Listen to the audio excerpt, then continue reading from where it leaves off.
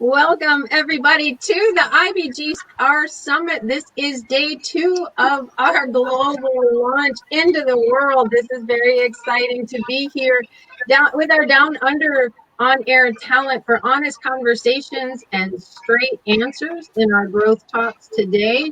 This is, again, the IBGR World Summit. I'm Donna Cundy, and joining me is William Eastman, the other half of IBGR Network. And then we have our Down Unders, our Aussies, our most amazing on-air talent, Ali Nitschke, Rick Carter, and Lisa Asquith. And this is actually our 4th session of the summit so far since we launched on day 1.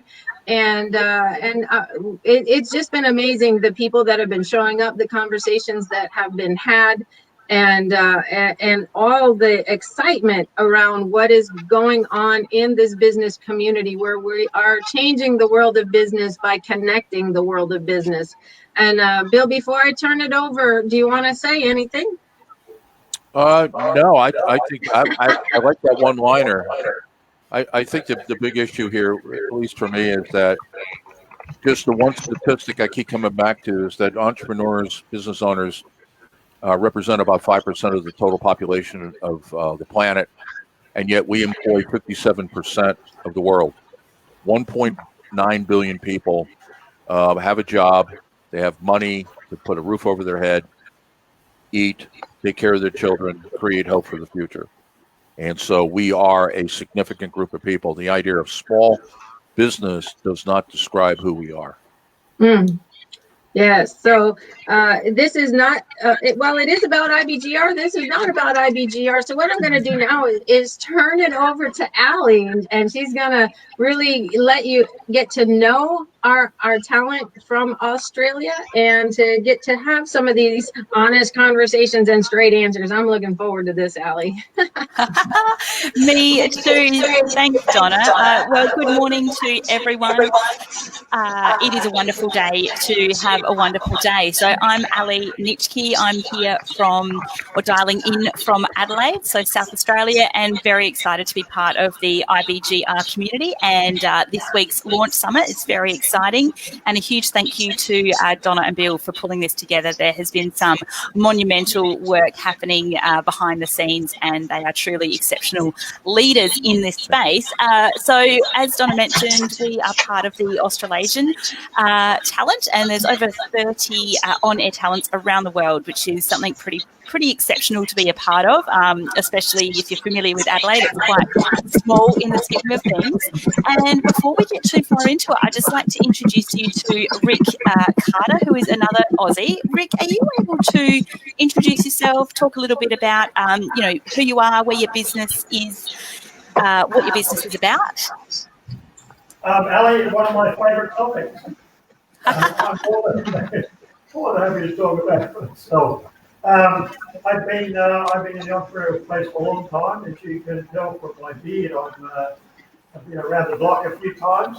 I started, I guess, in a paid time for a bank and working for a mobility manufacturer, and then had an opportunity to get involved in the business.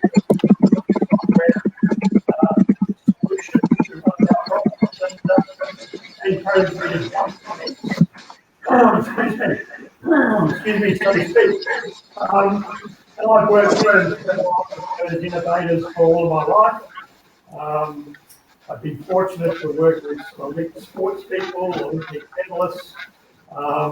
So I have an understanding of what it takes to be good, to be great, to be best.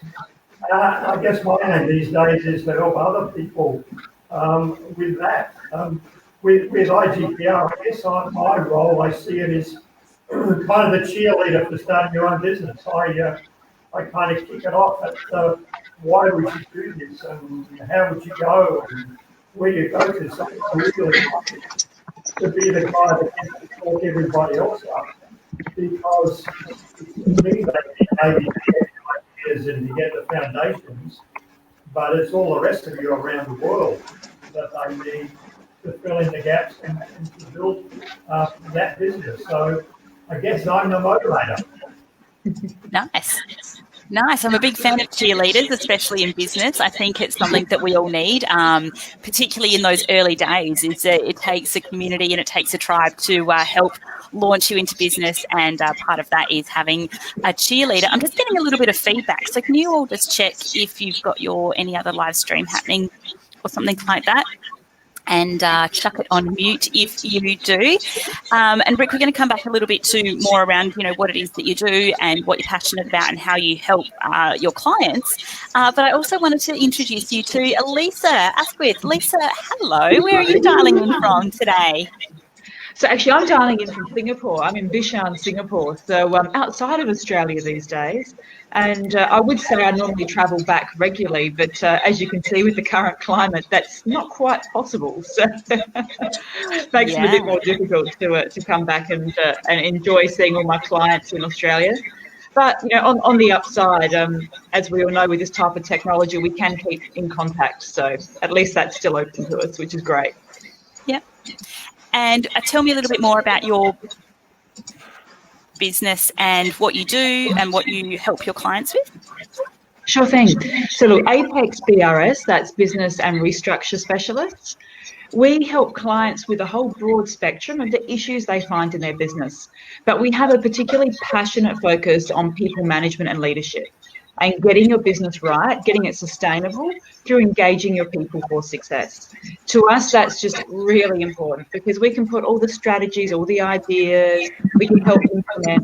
But if the people don't want to do that, if they're not engaged, if they don't like the leadership, if they don't feel like they have a career in the company, or the company is just taking and not giving, the business never really works well. They might get a bit of short-term success and a quick turnaround, but then it all falls over again.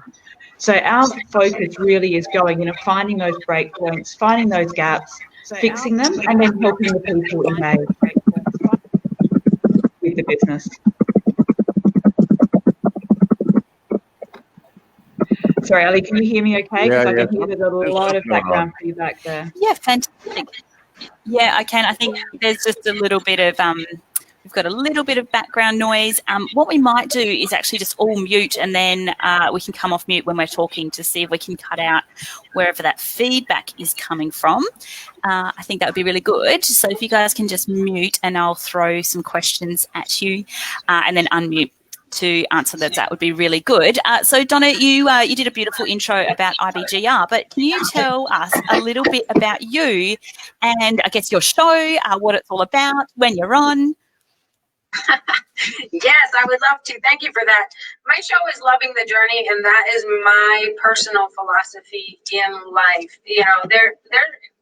Every time we go through life, we think when we start something new that it's going to be a direct line, that we're going to go from here to there, straight line, and it never is. There's always speed bumps, there's always detours, and what I have learned to do whenever I run into that is to just learn from it. When I find the lesson in it, then I know I can move forward. And when I get to those speed bumps, it's about really just taking that loving approach to say, what am I to learn in this? Why is this showing up? And so on my show, I talk to startups, and it is on Fridays in the North American market at 1 p.m. And the tone of the show, or what the flavor is for the season, is really getting that business owner into the mindset of becoming a CEO, becoming a leader of a larger organization, and launching their product or service into the world, and all that it takes to do that. It's not the how-tos. Monday through Thursday is how to set up a marketing campaign, how to set up your operations, how. On Friday, we're really talking about how do you manage it? What are you looking for? How will you know if it's working? And so that is really the summation of my show that I do. That's the one that I do that I want to claim. You'll hear me on IBGR just about every day of the week, though. Yes, you've definitely had a little piece of all of the segments and days, I think, from inception right through to now, and I think that that's absolutely amazing. When we start thinking that IBGR Network is streaming 24/7 around the world across 4 different time zones, it's truly phenomenal. Now, Rick, you've got a similar, focus with your show. Can you talk a little bit around your show, when it is, what's it about, and what's in store for us for season 3? Absolutely, yeah. My focus is very similar to Donna. In fact, I like Donna's comment about enjoying the experience. I'm developing my autobiography, and it's called "Here to Enjoy the Experience." And that line comes from some words I uttered almost 2 years ago when I was diagnosed with an advanced case of prostate cancer. My oncologist said, "Oh, you're fit and healthy and whatever. We're going to throw the kitchen sink at you." And I said, "I know what you guys have got in the kitchen sink, and you're not throwing anything at me. I'm not having any of those chemicals. I'm going to do it my way."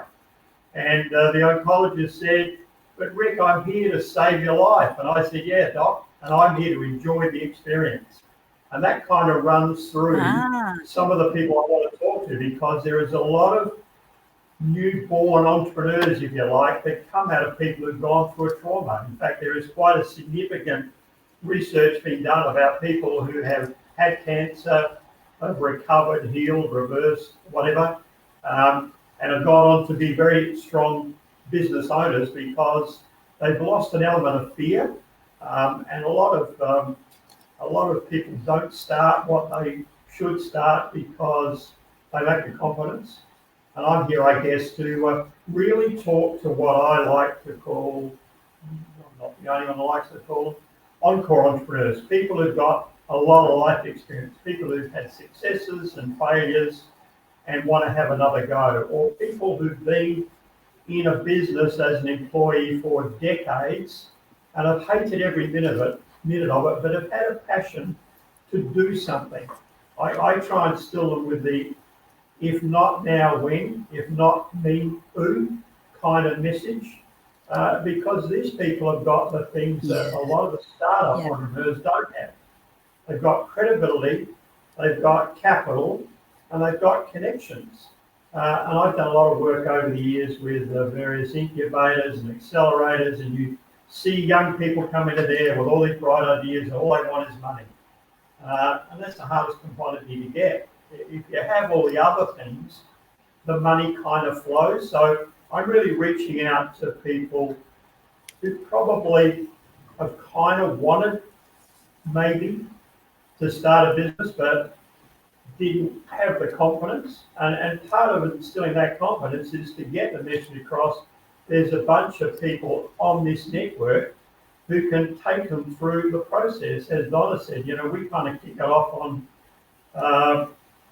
where do you start? And then we work all the way through to how do you do the financials, where do you get the money, how do you find your customers, etc. So I guess all the way through season 3, I'm probably going to be referring a lot to other shows on the network where you might go to find the things that you're looking for. So yeah, I guess it's about inspiration. It's about taking the fear out of the process. And as I said, I'm trying to overcome this notion of that procrastination is the issue, when I think it's really confidence to have a go. So every Friday morning, 8 o'clock Sydney time, I'll be there, and I would love to interact with people. I would love them to follow me on Facebook or LinkedIn and Instagram, or send me an email, but engage with the show, because I hope to promise a really good ride. Along the way, I'm going to be interviewing some people who've been in those positions and have gone forward. It's not going to be, for a change, it's not going to be all about me.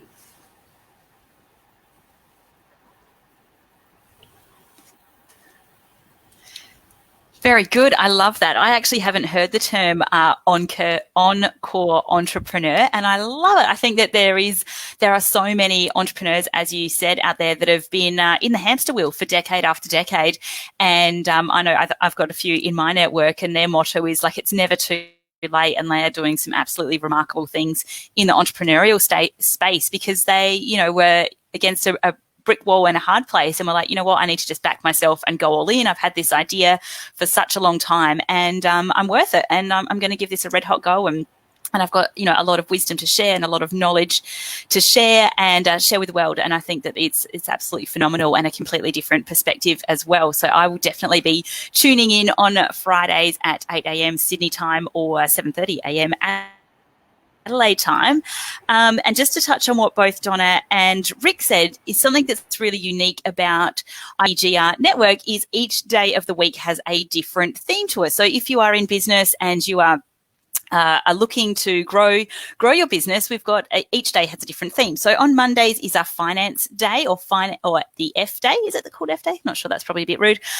Finance day, where we talk all things finance, budgets, and getting the monetary side of your business in order. So that's all day Monday across 4 different time zones, which is pretty cool. And then on Tuesday, it's all about operations. So how are you actually going to get the cogs turning in the right direction and setting up the operational part of your business. On Wednesdays, we've got marketing, and I know that there's a large representation within Australia and the Australasia market around marketing that are local here to Adelaide. But it's, how do you market your business? What's your marketing strategy? How do you actually use marketing to elevate your business, which we know is so important. And then on Thursdays, we've got our people stream. So how do you look after your teams, look after the people part of business? And as Rick and Donna are both in the Friday stream, which is our exec or entrepreneur stream. So, working on the business rather than working in the business and getting your head into that, business owner mentality, exec mentality. So Lisa, you are one of our people on a Thursday. Absolutely. So can you talk a little bit around your show and what's happening for season 3 for you? Certainly. Yeah, season 3 is going to be very exciting. The good thing about the people side of the business is it's through the whole business. It's not a separate stream, and it really has to link into every other single part of the business and what all the other hosts are doing throughout the week to make a business viable, sustainable, and successful. So the people stream, and where I focus, I look at those businesses that have gotten up, they're up and running, they have some revenue coming in, they're pretty excited, they have their teams in place, they have a reasonable structure, and they're really at that level where they now want more. They know they've got that viable business going. So I'm really focusing in on what they should be doing to capitalize on their biggest asset, which is their people. Now, not surprisingly, like many businesses, and Rick and Donna would have found it many times in the past, they have a fantastic idea, they get it up, but they forget half their structure because they're so excited to get out there, get some revenue in the door, and really see a product or a service work. And quite often what I'm doing at the stage 5, where we are in the business growth cycle, is going back a little bit and unpicking it a touch and saying, okay, you've done these great things, but here are some of the gaps that you've missed in managing your people. We've grabbed some people, we've got them in the business. Are they now the right people to take your business to the next level? Have we put the right support structures for them if they are? Are we giving them things they need to want to stay in your business and not just stay and do a job, but stay and innovate and help be passionate and drive the business forward?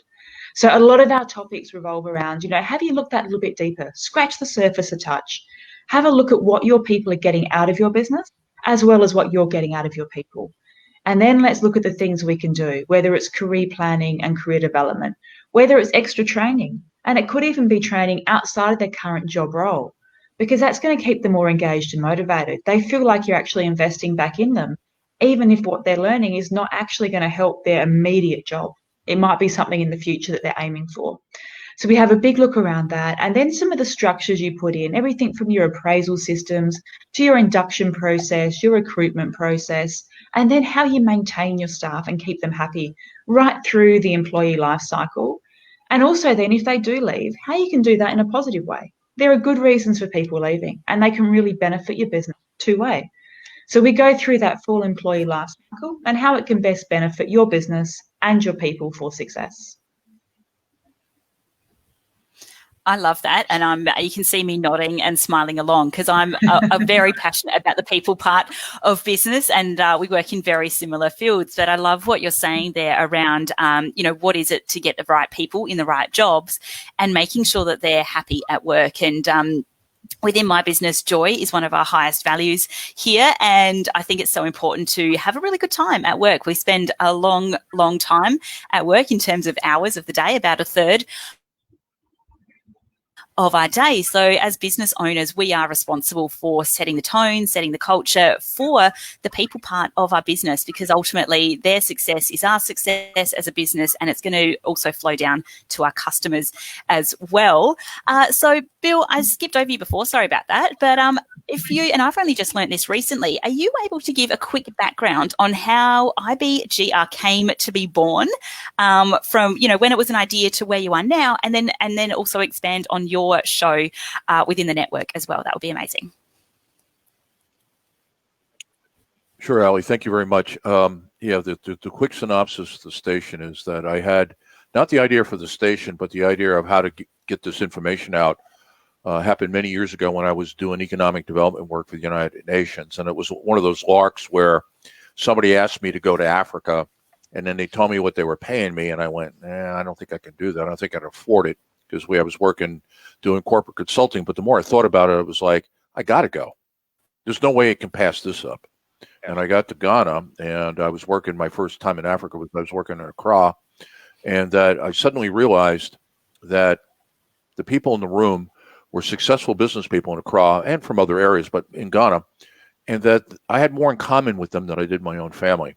So that was kind of one revelation, that we are a different breed of people than the normal. And then number two, not saying we're not normal, I don't think we are, but I'll leave that to others. And then the second thing that hit me was what we were doing in corporate consulting was working, but man, could it work here? And then the question became is, how do you get it here? Because, you know, the big corporate consulting model is you sell brains and you manage calendars. And so you sell people for anywhere from $2,000 to $5,000 a day, depending upon volume. And then you just made sure that they were busy 75% of the month. They were billing. And so that's how you built your business. Well, that business here just doesn't work. And so it took me a few years to figure out how to do what we're doing. And it became obvious that radio was the way to go. And we tried terrestrial radio, but you don't have enough bandwidth. You don't have enough reach. We tried it shortwave, but that's a difficult thing to do because it's all atmospheric. So we decided to start a radio station where the internet was the tower. See, we are on the internet. We're not an internet company. We're a radio station. But I can either have the local government tell me I can only broadcast 50 square miles, or I can get on the internet and be in, Donna, how many countries? 131 as of today. Okay, well, you know, I could have been in 131 counties in the U.S., and now we're in 131 countries. So that's how it started. And so the idea now was to take all the things that we have learned and all of you have learned, you know, kind of this collective expertise about how to start, grow, and if somebody's looking to sell, exit the business, and how do we put it in the hands of the people who absolutely have to have it. And so that became the radio station. And Donna came into the studio about a year ago when I was running a radio station, and I'm not from the industry. I just happened, that's another story. I was doing a turnaround of a radio station. She came in and we got talking, and she said, I really like this. I said, you want to be on the air? And she's like, yeah. So we wound up co-hosting a show with me by the end of the year. And then when we left and they sold the station, we said, well, why don't we just start an internet company, an internet radio company? So that's how we got here. Yeah, I love that. And I think there's a few things that you touched on just now, which is like the absolute epitome of entrepreneurship is, you know, you had an idea and someone said no, and you go, okay, well, I'll find a better solution to what's currently being offered and what's outside of the standard. And I love that this radio station, internet radio station, has been built on that kind of disruptive thinking. It's like, okay, well, we've got this great idea. Let's find a solution to make it happen. And then the other thing that you just mentioned was how important it is to collaborate in business. And I think this is something that if you've been in the game for a little while, you know the importance of collaboration and partnerships across industry, across different sector. But in those early days, especially when you're starting business, you can have this competitive mindset, which isn't going to get you far. So there's an African proverb that I say, all the time. If you want to go fast, go alone. If you want to go far, go together. And I think that is, IBGR network is certainly a testament to going far. 131 countries. That's ticked over another one since was it earlier this week. So it is on its way to reach. Is there 195, 197 countries? And absolutely, 195. We're in two-thirds. yeah. We're So it's a two-thirds. massive amount of countries. Yeah. Yeah. Cool. I don't think there's many places that are saying that, perhaps maybe the Olympics, but that's for another 4 years' time to have that conversation. So, Rick, can you share a little bit more around when you started your business? And I love this Encore Entrepreneur title. I think it's amazing. Can you talk a little bit around what were some of your biggest hurdles or stumbling blocks or the things that you actually had to get over to be able to start your own business? Well, given I'm also in a business with Lisa. Lisa will probably attest that I'm a pretty good finisher, I'm a pretty good inspirer, but I'm absolutely awful at I'm a pretty good starter, but I'm an awful finisher. And that's one of the benefits I'm going to see around IBGR is I've got lots of finishers to work with. So I think the biggest stumbling block is getting over that initial enthusiasm. And also, it's all about having people as a sounding board who can keep you on the right track. It's very easy for us to continue to listen to the voice in our head, which generally tells us what we want to hear, when in fact we should be listening to the people that sometimes tell us what we don't want to know. And therefore, I think the first thing you probably should do is have a skills audit of, what are you good at and what do you need around you? And I guess over the years I've developed that knack of being able to bring the bits together and help them all work together. In fact, one of my partners here in Moonshots, which is a business accelerator, we're aiming to bring businesses in and grow them, not 10%, grow them 10 times. So looking for big, bold, crazy ideas. My partner here, Shane Ying, who's one of, was Australian Entrepreneur of the Year a few years ago, said to me recently, "You are probably the best connector of people I've ever worked with, but you're absolutely terrible, absolutely dreadful at focus and concentrating on just one thing." And I think that's a real problem that most of us in business have. Not to be distracted by this could be a bit better, this could be another way. It's set the path, have the team around you that keeps you on the right path. But having done that, not be frightened to pivot, to digress a little bit or whatever. And above all, don't be thrown by a failure. I mean, sadly, we come from a school system that's about right and wrong. It's about pass and fail. It's about knowing the answers, not knowing the questions. And I think in business, it's absolutely opposite. One of my, who's very entrepreneurial himself, came to Australia as a refugee from Pakistan many years ago and has built a multi-billion-dollar business from becoming a taxi driver. He says that on any room, even if you can't see the door, it's there somewhere. So if you walk up to the wall and the door doesn't open, move to the right and keep doing it and keep doing it. And do it 20 times until the door opens. After 20 times, maybe you are in the wrong room and maybe there is no door. And I think that's the problem with a lot of people in business, and I think we've seen it through the pandemic. The first side of problems, a lot of businesses just shut down. Their cash flow wasn't there, they didn't know what to do, and now we see a lot that have gone through and are thriving and have built a new business. A friend of mine was the head chef at one of the better restaurants in Adelaide, which shut down. So he went out and bought a pasta manufacturing company, and he set up a home delivery business delivering gourmet pasta. Now that the restaurant he was head chef has come back to life, he's not come back because he's gone off and followed a passion. And I think that's that's my message to people is, no matter how bad times get, always be prepared to leverage whatever it is you've got. And if you know what your skills are, you can go somewhere. But if you've got a single dimension, then you're gonna struggle. So yeah, I guess my message is always work with people who are prepared to tell you what you don't want to hear. So Ali, we've heard a lot about everyone else. What about the Ali Nipkeys? Thank you. Yes. So my business is called Made for More, and it kind of was born out of a time when I've got 4 young kids, 4 boys under 7, and I remember, being on maternity leave, which we're very lucky here in Australia to have extended maternity leave, and I was there, with the napping and the diaper changing and the milk and everything else. And I was just thinking, oh, for God's sakes, I love my children, but geez, I am not really at my maximum capacity, which is where I wanted to be, and ended up sobbing to my husband one day that I was made for more than just this, and I'm not made out to be a housewife.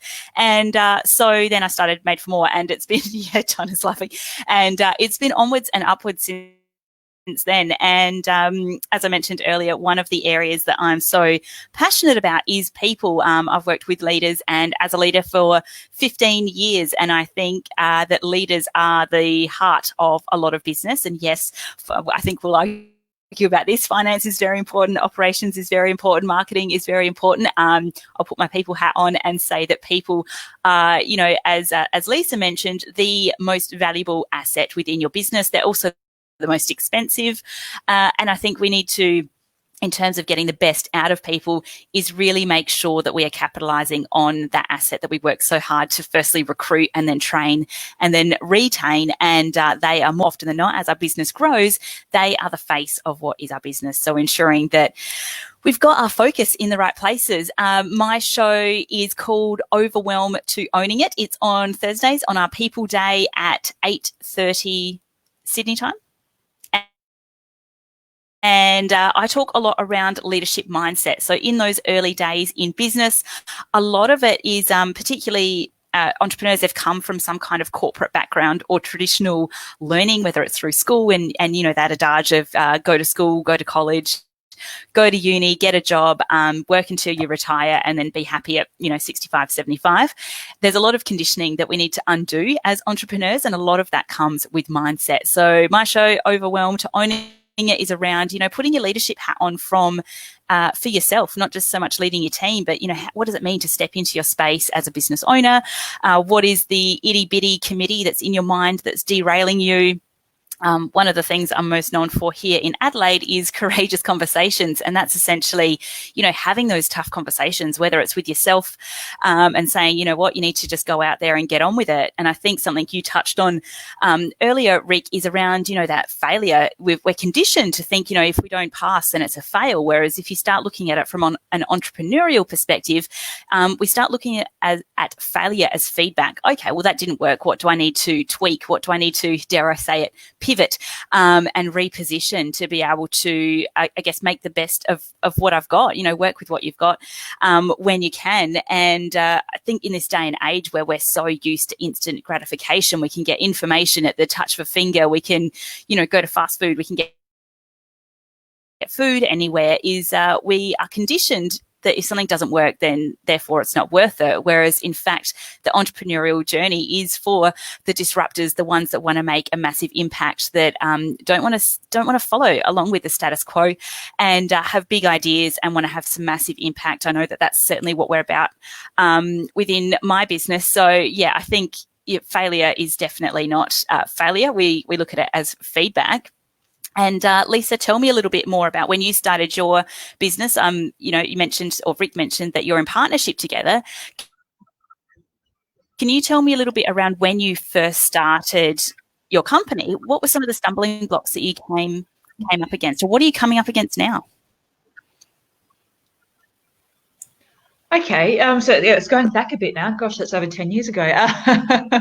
So I had an interesting start to being an entrepreneur. I was one of those people who worked in the corporate space at a very high level for quite a long time. And I'd always recognised the value of getting extra training. I was lucky to be in big companies like Johnson & Johnson, who they throw training at you. There's a whole smorgasbord of everything you could possibly train on, whether it be cross-border sales, whether it be distribution, management, sales streams, finance, HR. It's all open for you, as well as leadership training. They were very progressive in training their leaders very early on and recognising we needed leaders, not just managers in a business. So I capitalised on a lot of that.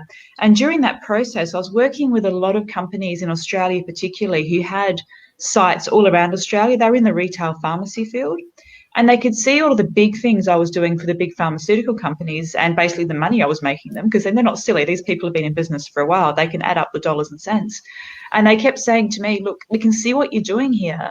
Our businesses need that help too. I mean, yes, they're only a few hundred million, not a few billion, but they're still big businesses that need help. And some of them were more towards the startup end, so under the 50 million space as well. And at that point in time, I couldn't just get up and leave a corporate job and start consulting, because there's kind of a conflict of interest there, because half of them were my clients. So there's a whole heap of issues I had to navigate. So for me, I guess the initial stumbling block was, do I want to do this? Do I want to leave my corporate safety blanket? As much as I had a real passion for making businesses work and working with the people to achieve that success, there is that scary first step. So I did take a little while to think on it, and I started to put together my plan, which I'm sure Donna and Rick would be thrilled to hear. I did put a strategy in place first. I did put my pillars down. I did know what the business should look like. Perfect world, of course, until you hit that challenge point. And so I got all that prepared in the background, and I got to that stage in my life where I was on and off a plane every week or every 2 weeks. But I decided I also wanted to have children, which when you're on and off a plane every couple of weeks is a really hard thing to achieve. So after sitting down with my husband as well as my clients and saying, are you serious about this? Do you really want me to come in and consult for you? I had my strategy up, my structure up, my costing, all important, of course. I can make some money out of this, up, and went back to my clients and said, look, I'm actually keen to try this. Let's have a look at the type of projects that you're looking at. So I, sourced out my area, made sure I had my space, and sure enough, they were available. And literally within a couple of weeks of leaving that corporate space, I was in my ex-clients' offices by then, and starting new projects. And they were massive scope projects. Some of them were full restructures to really rebuild a business that had run well for 30 years, but had started to do that downward slide because the key aspects of connecting all the different parts of the business had been messed. So they'd missed their people connection. So really rebuilding it and getting that business back up to where it was. So for me, I think I was very lucky compared to a lot of people who start businesses in that I had a willing client base asking for help. I didn't have to just go out and source. So I think for me, the stumbling blocks or the whole black points came a couple of years in when I started to need to look for more clients. And that's where I went back to my roots and really worked on my networking. And I think as everyone would tell an entrepreneur, go back. Your clients are your biggest advocates. If you've done something good for them, ask for their feedback. And I think we as people, we hold back. We don't like to ask for praise. We feel a bit scared about that. And so I really had to get over my internal barrier there and my conditioning of saying, would you mind giving me a referral? Can you tell me a bit more about what I've done for you? And it was amazing how quickly that changed the direction of my business, because these business owners, and some of the big ones where they are in that $100 million space, lots of their friends happen to be business owners. And lots of those business owners have similar issues to what the people I worked with had. So very quickly my name got passed around in Australia, and that increased my exposure, but it also meant I started going to different industries. So I moved out of my medical background, my pharmaceutical background, and I started moving into engineering, accounting, and all these other areas. And that for me was really exciting, because as someone who focuses on engaging your people for success, you start to see that it doesn't matter what the business is, those core needs are still there because they're still people. So you can really go into any type of business and make massive change that is positive once you understand that process. So for me, that was my journey through becoming an entrepreneur over 10 years ago. And as Rick mentioned, along the way, we've bumped into each other. We're both Adelaide-based. And I've helped him with a company that's founded out of Singapore, because now that I'm based in Singapore, you need a local resident director to look after the business. So, the networks work. Different businesses supporting each other, going out there and helping makes a massive difference for everyone. So I hope that gives you a bit of an overview of my journey and where I'm going. Yeah, I think it's amazing, firstly, that you had such a strong foundation in place. I think that's a step that we miss often as entrepreneurs, is we're so ready to get into it and hit the pavement that you kind of forget that structure. And I think with the topics that you talk about in your show on Thursdays, that's certainly true when it comes to the people part of it as well. You know, if you don't have some kind of idea of where you're going, it's a lot harder to backtrack and fix things, as opposed to having some really great structures and foundations in place early on. And certainly when I talk to businesses, what are you doing there, Rick? First attempt in learning. Do you want to talk a little bit about that? That's my definition of fail. Oh, okay. I'll read that again. First attempt in learning. I love it. I'm like, what are you? What are you up to? We do meet. So have you got? I think. Say again. Expect the unexpected with me. Expect the well. I will look out for rogue laptops coming into view anytime soon. I even do the stand-up comedy show that I premiered in Adelaide during the Fringe. It's called Sit Down, Shut Up, and Don't Listen to Me. And it's about the whole notion of all the way through your life, you are conditioned to sit down, shut up, and listen to the authority figure. Whether that's the parent, the teacher, the doctor, the boss, and we've really got to get out of that. You know, people have got to get out of that notion that there is one expert and whatever they say, I'm just some kind of sheep and I just go along with it. And people who follow me on Facebook would know that I'm really passionate about being a non-conformist, bordering on conspiracy theorist at times.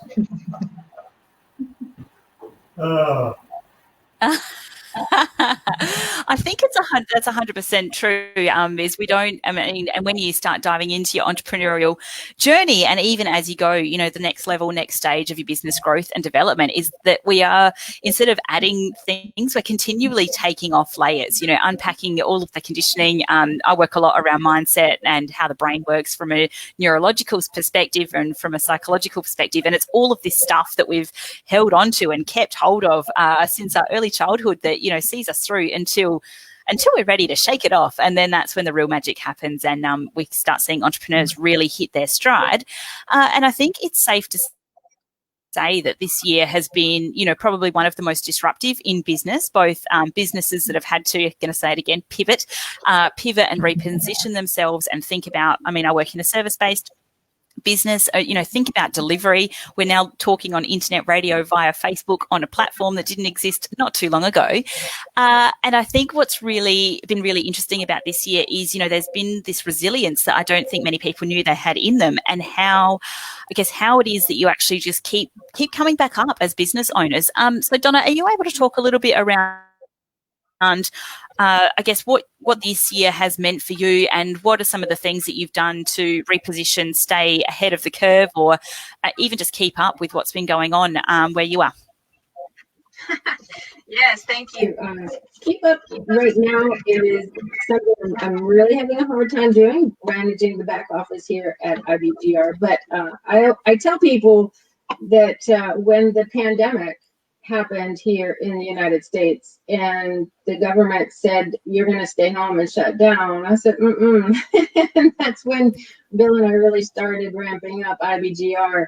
And it's really been a haven for me personally. My personal coaching practice, I still have clients within the practice, but that has shifted a lot. I tend to work with a lot of I'm a coach's coach, and a lot of the coaches were having difficulties because they were going into other businesses who were shut down. So there's been a lot of change, but what I love seeing is the true entrepreneurial spirit that comes out of all of this. There is so many amazing ideas that are being birthed out of this pandemic, of this crisis, if you will. That, you know, it's all on which side that you decide to look at it.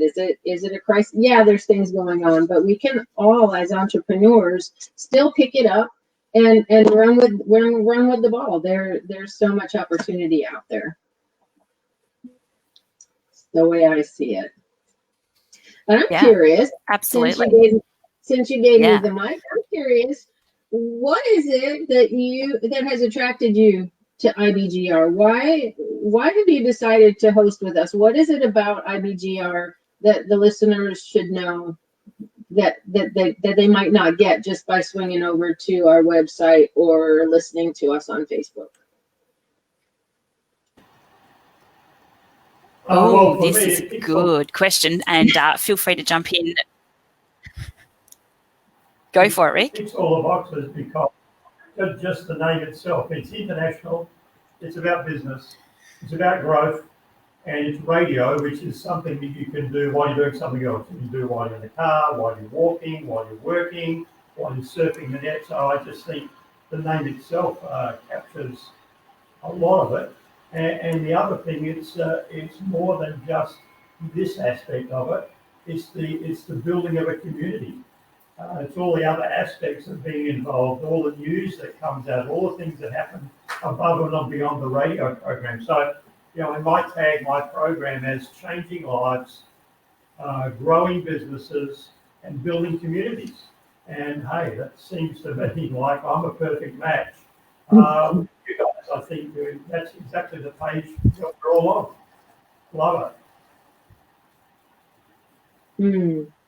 I think you really captured our heart. That's what the mission is. Mm-hmm. Yeah. Ellie, for me, I mean, I'm a huge fan of. Yeah, I'll jump in as well. So I think that I think it's an amazing feat what you guys have pulled off in a very short amount of time. And I mean, I've only been on board for a couple of weeks now, and even just seeing like the rapid rate of change, #agile, as we say, that is going on has been inspiring to see two people bring, literally. More than 30 international hosts and talent from around the globe has been amazing. I'll say it once, I'll say it 1,000 times that I think in business you need to have a cheerleader, as Rick mentioned earlier, but you need to have a community that you can belong to. And often as business owners and entrepreneurs, you'll be surrounded by family who will, and I know this is certainly true for me, how's that little business going, or how's that little side hustle? And no one really takes you as seriously as other people that have actually walked the walk, talked the talk, and been in your shoes and have gone, you know what, you're in the thick of it right now, you are doing really good things, keep going. And a lot of that support comes from community. So I think having the community of commerce that's part of IBGR is invaluable. And I also love global impact. I'm a big believer in big impact, and I think that we all, as entrepreneurs, have this responsibility to. Who is it that says that entrepreneurs will be the ones that make the change, not government policy or anything like that, but it will be the ones like us that are passionate about changing something, fixing something, disrupting something, questioning something, and being able to do that at a global level on a global platform with other people from around the world who are on a similar journey. And then the unique part about IBGR is, of course, that the perspective is coming from so many different, areas. I talk a lot around courageous conversations, flipping the script or, change where the lens that you're wearing. And we're literally hearing from people that are talking on all different stages of business, from industries, from, I think Simone was on earlier, she owns a pub, from a bricks and mortar business to a service-based business. We've got partnerships right now that are international with Lisa and Rick. And I think it's really interesting to take the blinkers off and recognize that business is, far and wide. And, it's just so interesting to be able to hear from other leaders in business across, so many industries and sectors, to hear what they're doing, how they're doing it, what's working, what's not. Failure is feedback, and be connected with those kind of people and be able to tune in wherever, on the run, at home, wherever it happens to be. Rick, did you want to say something?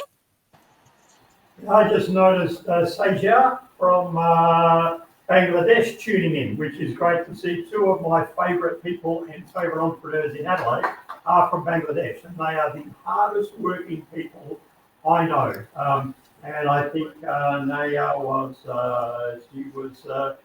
Yeah, Nail was one of our first people to tune into this show this morning. So, hey, that's one of the benefits of this show, linking people up all over the world. And I'll be more than happy if I get some more people from Bangladesh excited, because I've just seen the hard work that this couple has put in building a business, working full time, building a new house, and studying at Carnegie Mellon University, and Zaidul coming away as the outstanding graduate of the year. I have no idea how they do what they do, but if everybody from Bangladesh is like that, bring it on. Yeah, amazing. And I think that's it. You can draw a lot of inspiration and finding people that have role modeled the way that you want to work, whether it's in business, whether it's their attitude, whether it's the fact, I mean, I've been totally inspired by, I think I've mentioned it a few times, the rapid rate that things have happened that I've seen, and I've only been privy to a tiny little portion of it, but it is so inspiring to see when you are passionate about something, the magic that can happen. So Bill, we're talking a little bit around, what it is that IBGR means to us. Can you share what is the vision for IBGR? Today or this week is our hard launch, the summit, and also the launch of season 3 around the world across all 4 time zones. So we've got season 3 happening, season 4 I know is happening next year. What is the vision? Where are we going? Oh, we're going to come up with or define a brand new model for radio.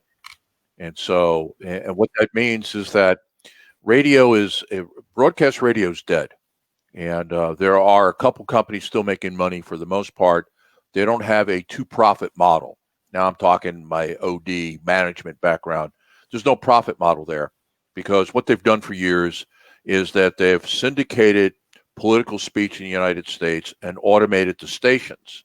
Well, you can only have so much political speech, and you can only automate so much. They've squeezed out all the money out of it, and there isn't a next game. And like the local stations around here, they're running like 17 hours of syndication and 7 hours of local. The future of radio is going to go back to local, and it's going to go back to more of a niche market where you've got we could be 5 stations where we split it up and we focus on particular areas in business. I'm not sure that that's the answer, but I can definitely see it. So my vision is we're going to have demand-based programming. I come from lean manufacturing. I'm a lean guy. And the rule of lean is never build anything on spec. If you don't have a customer helping you develop it and you haven't kind of pre-sold it, don't make it. Because then you got the problem. You got to go to marketing. Ali, I got to get a hold of you and go, I got this thing, sell it for me. And you're like, nah, I don't know if I can sell this thing. And so we're going to season 4 is that we're in January. During this season here, we are going to collect data from all of our respective markets and accounts and customers and people who are listening, and they're going to tell us what they want to hear, and we're going to assemble a schedule, and that's what we're going to do in January to March. And it'll be the first true demand-based programming, whether you talk about terrestrial radio, satellite, shortwave, or internet. We will be the first to do it. Yeah, I love that. I love that it's so, I guess it's such a big vision, but it's so doable now, especially with a team behind you that are so passionate and is equally passionate about IBGR and spreading that business love around the globe, and helping, providing advice. There's some amazingly talented people that are involved and spreading that advice so that those entrepreneurs, whatever stage of business they happen to be at, aren't doing it alone. So we are getting close to wrap it up time. Is there anything else that you wanted to share, Bill, about IBGR? Yeah, let me say one more thing, is that this is the other business model. I didn't really think about it, Ali, until you brought it up. We're like an open source software company. Back 30 years ago, Linus Torvalds built this line of code, and he gave it to the world. And now Linux is everywhere. It's the predominant server software. And if I'm not on this laptop because I need Windows, or you might need Mac, my stuff all runs Linux. We're Linux. All we're doing at IBGR is building the base code so the rest of you can write code on it. That's really the essence of the business model. If we we get right down to the little pieces of it. You know, the radio thing is more of a bigger model, but the open source is the core of the model. Can I just follow on there with Absolutely. the I'm associated with is about building a media business in China, and that business had the opportunity to buy a terrestrial television station in China with a reach of 400 million people for not a lot of money, and didn't buy it because terrestrial television even in China is dead. People watch TV on their mobile devices, they stream it. And along with what Bill was saying, the structure of that business is down the path of passions. So people will tune into their various passions. Take away the term of stations and all the rest of it. And the way each of those stations will be structured, passions I should say, is 1/3 of the content will come from the viewers, the listeners, 1/3 will be provided by the host, and 1/3 will be provided by the, if you like, sponsor. But the sponsor will provide material that's not advertorial. I'll provide material that's interesting. So, Bill, I will share the business plan of that with you. It may be that we can all work together in this wonderful world. I am totally on board with that.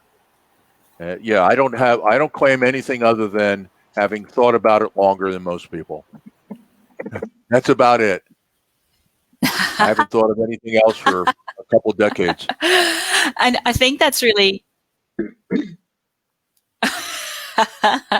I think what you said there, Rick, is it's so important. You know, we want to be able to interact with the listeners across the IBGR network, and there's so many ways that they can do that. They can tune in every day, any hour of the day, and listen to any particular segment. As I mentioned earlier, there are specific themes for each day of the week. So Mondays is Finance Day, Tuesdays is Operation, Wednesday is Marketing, Thursday is People, and Friday is the exec, putting on your exec hat or your entrepreneur hat and working on the business. But you can tune in at any time and listen to any of our amazing on-air talent around the world, which I think is something truly remarkable. So to tune in, it's IBGR.network. There's also, when you are on the website, a pulsating orange question mark as on-air hosts. And I know that this is true for many of the on-air hosts, is we are used to being out and about and we are talking to ourselves, to our laptop. So if you do have any questions, you want to ask anything about the episode that we're talking about or the topic that we're talking about, or if you've got any great ideas of, some of these questions that you're like, what, I'd really like to know more about, certainly get in contact with us. You can contact us individually via our show notes, which are also on IBGR.network. For each episode, there is so much work that goes into getting the best information for you for each segment, which goes for an hour.